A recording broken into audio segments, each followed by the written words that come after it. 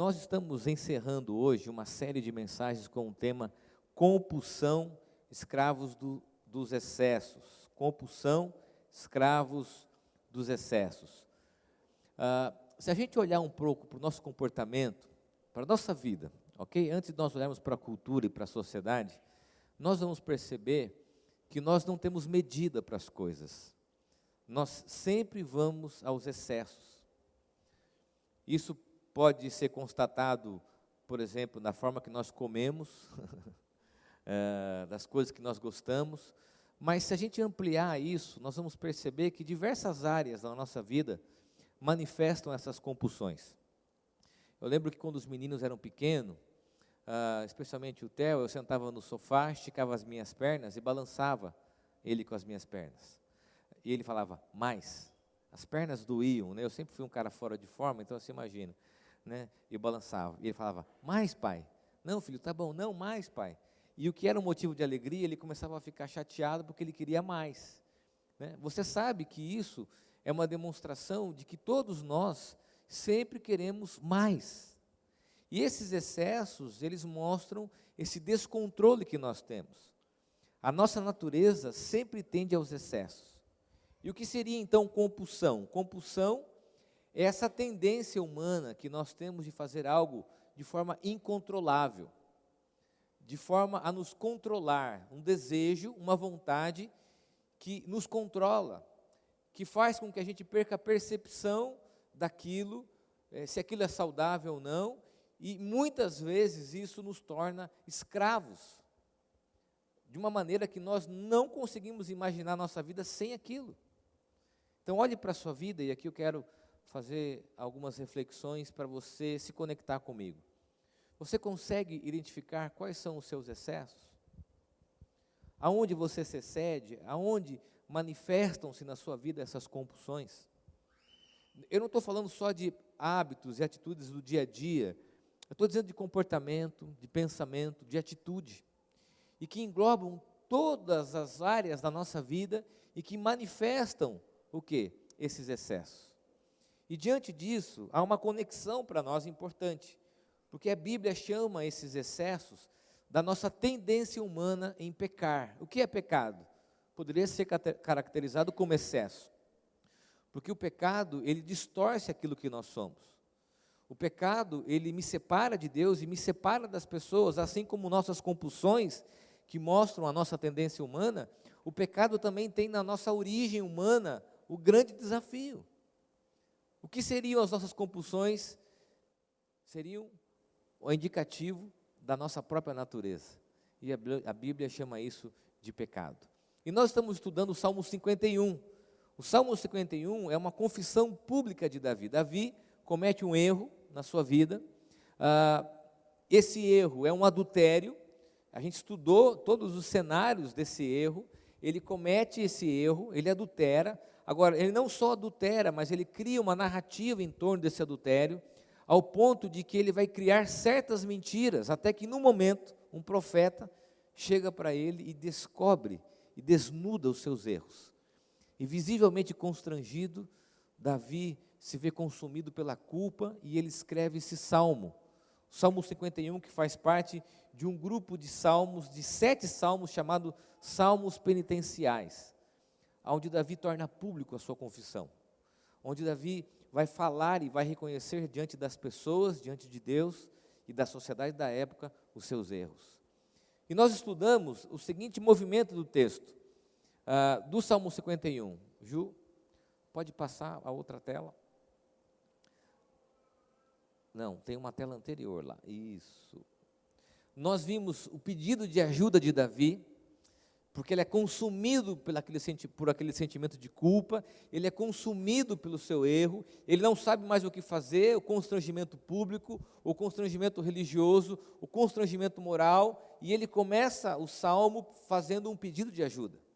E essa estrutura é uma estrutura proposta por alguns estudiosos, que mostram para nós o seguinte formato: Davi pede ajuda, ele reconhece o seu erro, nós falamos sobre isso, ele busca a restauração, ao ponto de dizer que ele quer ser feliz de novo, e hoje nós queremos falar sobre a renovação interior.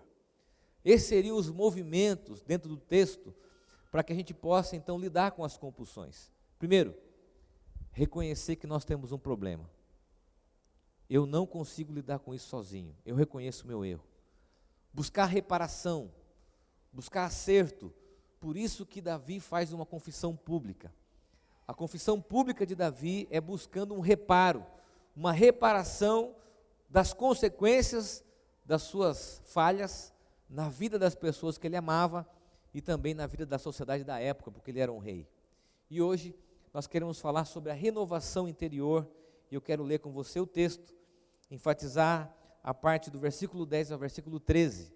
Embora nós tenhamos outros versículos, do versículo 1 ao versículo 13, nós temos o retrato dessa confissão. Por isso nós estudamos nesse movimento. O texto diz assim: por causa do teu amor a Deus, tem misericórdia de mim. Por causa da tua grande compaixão, apaga os meus pecados. Purifica-me de todas as minhas maldades. Lava-me do meu pecado, pois eu conheço bem os meus erros, e o meu pecado está sempre diante de mim. Contra ti eu pequei, somente contra ti, e fiz o que detestas. Tu tens razão quando me julgas, e estás certo quando me condenas. De fato, tenho sido mau desde que nasci, tenho sido pecador desde o dia que fui concebido. O que tu queres é um coração sincero. Enche o meu coração com a tua sabedoria, tira de mim o meu pecado e ficarei limpo. Lava-me e ficarei mais branco do que a neve. Faz-me ouvir outra vez os sons de alegria e de felicidade, e ainda que tenhas me esmagado e quebrado, eu serei feliz de novo. Não olhes para os meus pecados e apaga todas as minhas maldades. Ó Deus, cria em mim um coração puro e dá-me uma vontade nova e firme. Não me expulses da tua presença e nem tires de mim o teu Santo Espírito. Dá-me novamente a alegria da tua salvação e conserva em mim o desejo de ser obediente. Então ensinarei aos desobedientes as tuas leis e eles voltarão a ti.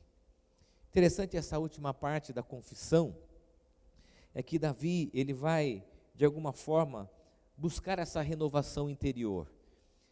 E as considerações desse texto nos apontam para o seguinte: em primeiro lugar, que é preciso uma renovação constante das nossas vontades. Olha só o que ele diz: ó Deus, cria em mim um coração puro e dá-me novamente uma vontade nova e firme. Outras traduções vão ser expressas através da expressão: renova dentro de mim um espírito firme.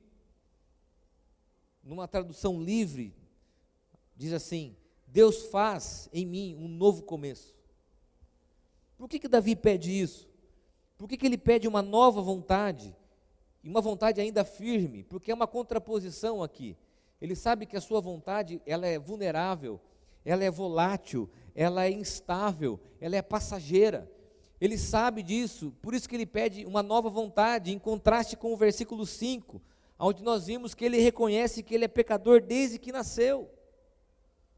E quando ele diz isso, ele revela que o problema é a sua própria natureza, e ele pede para que Deus mude a sua vontade, dando a ele uma nova vontade, porque ele sabe que a sua vontade é para ele um grande desafio, e posso dizer até um inimigo. Em outras traduções, essa ênfase da renovação mostra-se como um hábito diário, constante. E qual que é a aplicação disso para mim e para a sua vida? A aplicação é que quantas coisas nós mudamos por apenas alguns instantes. Quantas dietas nós iniciamos e nós nunca terminamos. Só eu, puxa vida, que bom, né? Quantas ideias, quantos projetos, quantas tentativas de mudança nós iniciamos e nós não conseguimos levar para frente. Sabe por quê? Porque a nossa vontade humana, ela é o nosso grande desafio. Richard Foster diz o seguinte: paixões desordenadas são como crianças mimadas que precisam de disciplina e não de ter suas vontades satisfeitas.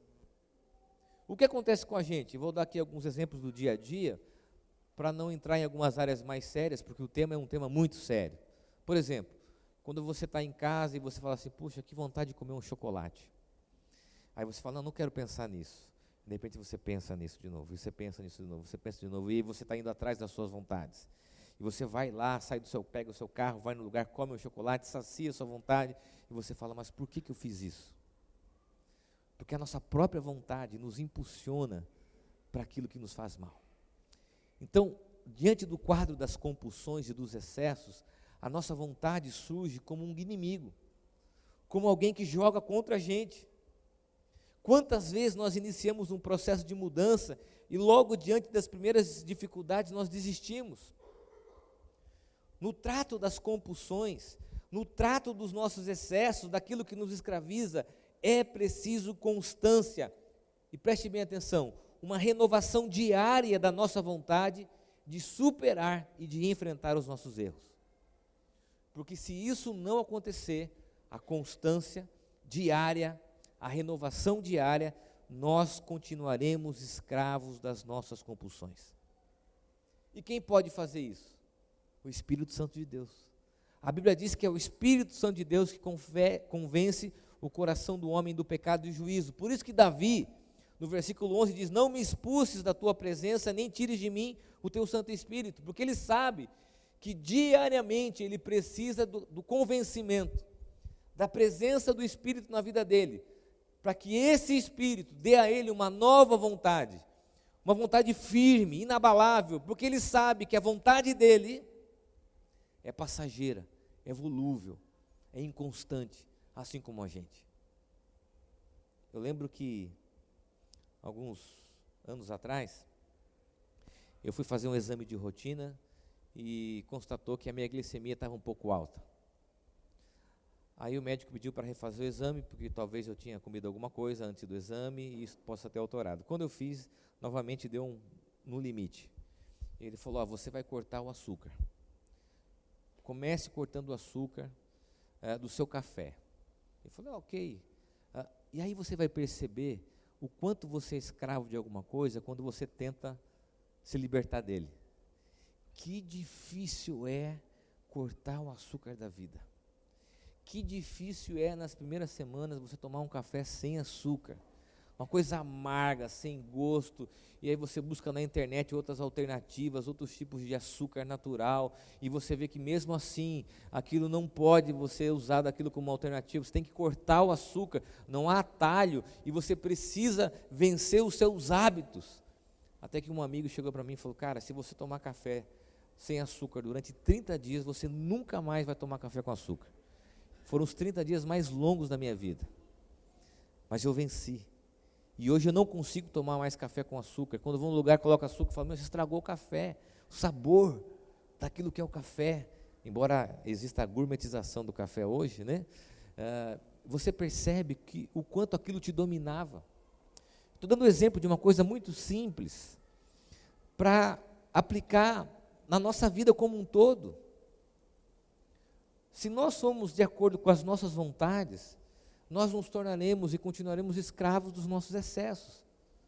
Agora, se nós lidarmos com a renovação diária, com a ajuda de Deus, para olhar para aquilo e dizer, puxa, aquilo me consome, o meu consumismo, o meu ódio, a minha relação abusiva, a minha mentira, a minha compulsão por pornografia e tantas outras coisas que podem ser exemplificadas por um simples café com açúcar, mas que mostram que são desejos incontroláveis. Por isso que Davi pede isso, Senhor, dá-me uma nova vontade firme, porque comigo a minha própria vontade, eu sou tão vulnerável, eu sou tão inconstante, que só o Senhor que pode me ajudar. E isso é uma prática diária. A segunda consideração do texto, que talvez nós temos muita dificuldade em função da cultura atual, com a palavra disciplina. A disciplina e a obediência são instrumentos de mudança. Isso nos choca. No ambiente da pós-verdade, onde cada um constrói a sua própria verdade, a palavra disciplina soa como algo ditatorial. Eu não estou dizendo nessa perspectiva. Eu estou dizendo de hábito, de conduta, de atitude. Davi diz o seguinte, conserva em mim o desejo de ser obediente, E a expressão aqui obediente não é tão somente na prática da lei, mas é na prática da conduta da vida, porque ele sabe que se ele não tiver disciplina, se ele não tiver uma conduta, ele vai errar novamente. Ele vai se ver diante dos mesmos desafios, das mesmas falhas, das mesmas dificuldades. Eu gosto muito de ir no NA, Narcóticos Anônimos, quando eu posso ir, e de uma expressão que eles têm lá, que para mim é um princípio espiritual: por hoje, não, ou só por hoje, dependendo dos grupos, por hoje não. Diariamente buscar na disciplina, no reconhecimento dos seus próprios limites, que é preciso ser obediente. Davi, ao pedir a Deus que conserve o desejo dele obedecer, ele retrata não apenas a sua incapacidade, mas também a necessidade de uma disciplina constante através da obediência. Alguns comentaristas chegam a sugerir que esse texto e essa expressão seria o antídoto para a tentação, porque se ele tivesse sido obediente, disciplinado, ele não seria seduzido por toda a narrativa que ele se envolveu. Qual que é a aplicação disso para mim e para a sua vida? Preste bem atenção aqui. Algumas vezes nós queremos soluções mágicas, soluções espirituais para lidar com os nossos vícios, com os nossos hábitos. Mas algumas coisas irão nos exigir disciplina e obediência. Não tem como. Eu gostaria muito de acordar amanhã sem nenhuma vontade de comer doce e pão. Senhor, amanhã eu quero acordar, olhar para um pão e falar: nossa, eu não quero comer pão. Coisa horrível. Doce, não, nossa, faz mal para mim, uma coisa muito ruim. Como eu queria isso. Mas não. São as nossas vontades, são os nossos desejos, e diante desses desejos, Davi reconhece que é preciso ser obediente. Muitas coisas da sua vida, muitos vícios que escravizam você, e eu não quero aqui cair no moralismo de elencar esses vícios, mas isso você sabe que faz mal para a sua vida, te escravizam, e o caminho para que você supere essas compulsões se dá através da disciplina, da rotina, da mudança de hábito, da obediência, da regularidade e principalmente, preste bem atenção, de renúncias diárias da sua vida. Renúncias diárias que vão doer na sua carne, no seu coração, mas que vão ser importantes para algumas mudanças na sua vida. E sabe do que é mais especial para a gente ouvir nesse texto? É que Deus estará presente nessa luta diária. Deus estará presente quando nós nos vemos diante das lutas diárias, das nossas tentações, dos nossos medos, das nossas fugas, das nossas ansiedades, das nossas compulsões. Henri Nouwen diz o seguinte: é preciso muita disciplina para permitir que Deus, não o mundo, a cultura, a conduta, seja o Senhor da nossa mente. Deixa eu dizer algo para você, não fique chateado comigo. Eu não estou falando aqui sobre disciplina do ponto de vista da correção, da agressão. Eu estou dizendo disciplina naquilo que a Bíblia nos ensina como conduta. A expressão aqui, obediência e disciplina, tem a ver com conduta de vida. Algumas mudanças só acontecerão na sua vida se você estiver disposto a fazer renúncias diárias, a lutar com isso constantemente, a se ver numa disciplina diária e numa constante obediência, para que você não se torne escravo das suas compulsões. Olhe para a sua vida e vamos analisar quantas coisas que nós somos reféns, que nos escravizam, quantos pecados que nos fazem mal.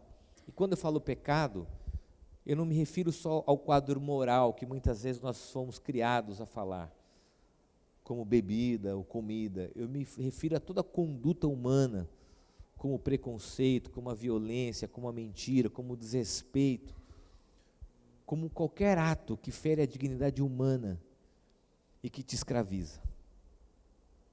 Terceira e última consideração: Eu diria que é uma das considerações mais interessantes do texto. Primeiro, que Davi pede uma renovação diária, todos os dias. Segundo, que é preciso ser obediente, disciplina. E terceiro, que na construção desse texto e dessa confissão pública ele diz: então ensinarei aos desobedientes as tuas leis, e eles voltarão a ti. Sabe o que significa? Que mesmo com as nossas limitações, Deus pode nos usar. Mesmo com as nossas falhas, com os nossos erros, Deus pode nos usar. Davi torna público o seu erro. Nós estamos aqui há quantos anos depois, milhares de anos depois do erro de Davi, e aprendendo com o seu erro.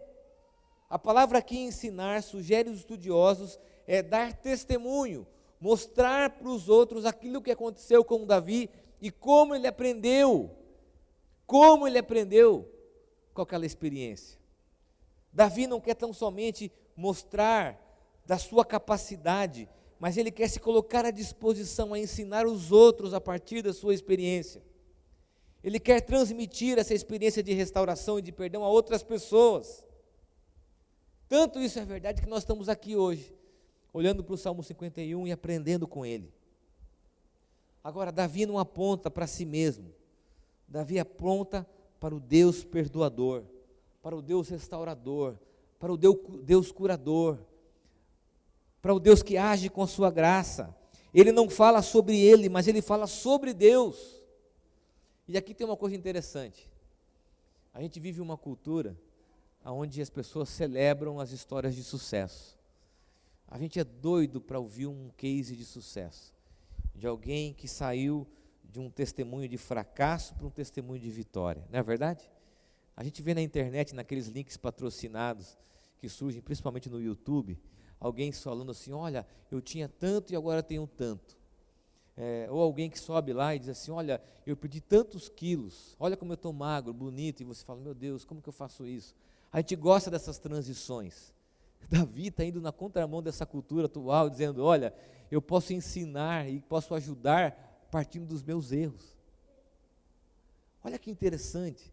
Você imaginou eu alugar aqui um auditório na cidade e falar assim: olha, eu quero falar para vocês os meus erros, as minhas falhas, como o meu negócio não deu certo. Eu queria falar como o meu casamento tem crise. Eu queria falar como os meus filhos têm desafiado a minha vida. As pessoas não iriam procurar, mas Davi está dizendo que quando ele partilha das suas falhas, ele aponta para um Deus de graça, para um Deus de amor. Qual que é a aplicação disso? Que suas feridas, as suas limitações, as suas falhas, podem ser instrumentos na vida de outras pessoas.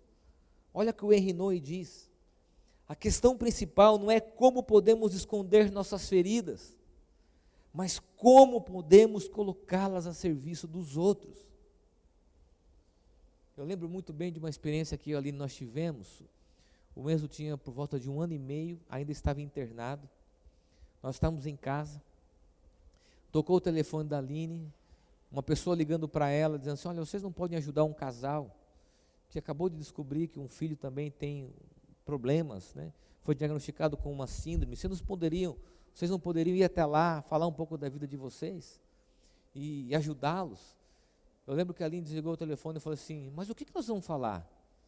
Porque eu também tenho as minhas dúvidas, eu também tenho medo do futuro, eu também tenho medo do presente, eu também me questiono a Deus sobre por que isso está acontecendo comigo, eu também me magoo, me firo com toda essa situação, eu também não sei como lidar. Como assim ir até alguém, falar para eles de algo que nós não estamos sentindo? Aí a Aline diz assim: talvez seja isso que eles tenham que ouvir. Talvez alguém que aceite e acolha o que eles estão sentindo como nós estamos sentindo. E o que Davi está propondo fazer é exatamente isso. É partilhar a vida, partilhar a sua experiência, a sua confissão, o seu erro. Sabe por quê?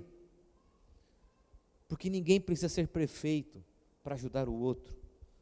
Apenas dizer: eu também. Quando nós temos uma experiência assim como a de Davi, nós não nos preocupamos em julgar os outros, mas apenas em acolher, e testemunhar o perdão de Deus, a graça de Deus, porque nós entendemos aquilo que a pessoa está vivendo. Por isso que Davi aponta para a graça, e por isso que o Salmo 51 é um testemunho do que Deus pode fazer na vida de uma pessoa. Aliás, a igreja e a comunidade deveriam ser espaços de testemunhos de fracassos, de lutas, de gente que beijou a lona, mas que aponta para a graça de Deus, para um Deus restaurador. O que nós queremos hoje são pessoas que nos apontem para o sucesso. Por isso que eu disse hoje de manhã, dizendo o seguinte, com todo respeito, fuja de cases de sucesso. Fuja de pessoas que não conseguem dizer eu também. De pessoas que podem sempre ensinar algo a partir das coisas boas, mas que têm dificuldades de reconhecer os seus erros e dizer, eu sei o que você está sentindo, porque também aconteceu comigo. Eu compreendo o que você está vivendo, porque eu passei pelas mesmas dificuldades. Eu sempre conto essa história aqui. No meu primeiro, segundo ano de ministério, na igreja que eu era pastor, um amigo teve uma crise renal, a esposa ligou pedindo ajuda. Eu me dirigi até o hospital, quando vi aquele homem grande se contorcendo de dor, eu falei assim, vitimização, lembrei de Freud, né, das teorias que eu aprendi. Teatralização, um homem desse barbado, gritando, a mulher correndo, que coisa feia, que encenação. Não, calma, mas eu achei meio exagerado. Voltei para casa e falei para a Aline, amor, fulano lá gritava, berrava, você precisa ver, a mulher tinha que correr dali para cá, ele se contorcia na maca, né? Já lembrei ali, peraí, geralmente, né, na teoria, sim, esse cara teve uma mãe controladora, né, uma mãe castradora, como diz o Freud, e aí ele precisa vitimizar, teatralizar, já comecei a psicologizar a reação do cara. Passou-se alguns anos, estava no meu trabalho, lá na primeira igreja, na rua 15 de novembro, 256, de repente eu me vi no chão, dando um escândalo 2 vezes maior que o cara. Ele uivava pouco, eu uivava muito mais que ele, eu gritava, chamava pela Aline, amor, meu Deus do céu, corre para o hospital, até eu descobri que eu tinha cálculo renal, e essa foi uma das primeiras das inúmeras que eu tive. Porque quando a gente passa, enfrenta as mesmas experiências que uma pessoa, a gente pode dizer, eu também. Eu sei. É exatamente isso. Sem julgar, sem apontar o dedo, sem condenar. Apenas se identificar e se colocar como alguém imperfeito, mas que pode ajudar. Ah, meu casamento não é perfeito. Mas talvez se você partilhar as suas crises com alguém, você pode ajudar. Ah, a maneira que eu educo os meus filhos não é perfeita, mas talvez se você compartilhar com alguém que está enfrentando a mesma situação que você pode ajudar. Agora, se você tiver case de sucesso, deixe esse case para você, não atrapalhe a vida dos outros. Porque pessoas feridas procuram pessoas feridas, porque só elas podem consolá-las e confortá-las. Nós estamos aqui olhando para um homem, para um rei, que a Bíblia diz que era um homem segundo o coração de Deus, que expôs a sua vida, que abriu a sua vida, confessando publicamente os seus pecados, e que no final do texto se coloca como instrumento para alcançar aqueles que estão longe. Eu quero terminar apontando para Cristo, porque aquilo que Davi pede, novamente, nós só podemos através de Cristo. Cristo e a sua obra na cruz é que podem nos trazer aquilo que é novo. Por isso que em 2 Coríntios, capítulo 4, versículo 16, Paulo diz assim, por isso, nunca desistimos, ainda que o nosso interior esteja morrendo, nosso interior está sendo renovado cada dia.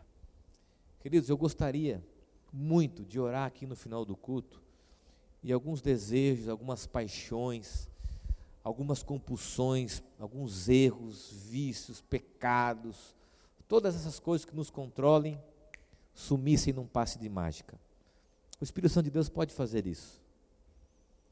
Mas eu tenho que ser bíblico e dizer que muitas dessas coisas só serão transformadas se nós fizermos como Davi, diariamente, fazermos a seguinte oração: Senhor, renova dentro de mim, dá-me uma vontade nova e firme. Senhor, olha para o meu coração, me ajuda, não tire de mim o teu Santo Espírito, porque é Ele que me move e me constrange a olhar para o meu erro. O que Deus quer dizer para nós nessa noite é que é preciso diariamente essa renovação interior. E aí eu gostaria de sugerir para você o seguinte: nós vamos cantar uma canção nova, recém-lançada, chamada Renova-me, né? E eu quero que você feche os teus olhos e que você faça dela uma oração. E que você identifique na sua vida coisas que você precisa renovar. A mente, o desejo, a paixão, o incontrolável, de tudo aquilo que domina você e que precisa da graça e do amor de Deus. Davi não tem nenhum tipo de constrangimento de chegar diante de Deus e falar assim: Senhor, eu pequei, eu errei. Davi não escreve um livro de autoajuda, Davi não vai escrever um livro de 10 passos para sair da derrota para o sucesso. Davi vai expor o seu erro a gerações e gerações, para que a graça e o amor de Deus se manifestem como atores principais na história de Davi. E eu creio nisso, que a confissão pública de Davi aponta para a graça e para o amor de Deus, e não para a vida dele. Ele, como rei, se ele chegasse para aquela nação e dissesse que ele conseguiu vencer sozinho, as pessoas poderiam idolatrá-lo e dizer: olha como Davi venceu. Davi diz: não, eu não fiz nada de certo. Ele aponta para a graça, para o amor e para o perdão de Deus.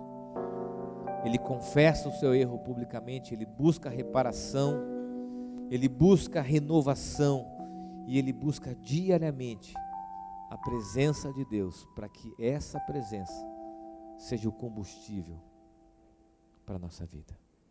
Sabe qual é o desafio? Eu quero que você coloque, Ju, a frase da tag. Você recebeu uma tag aí, não recebeu?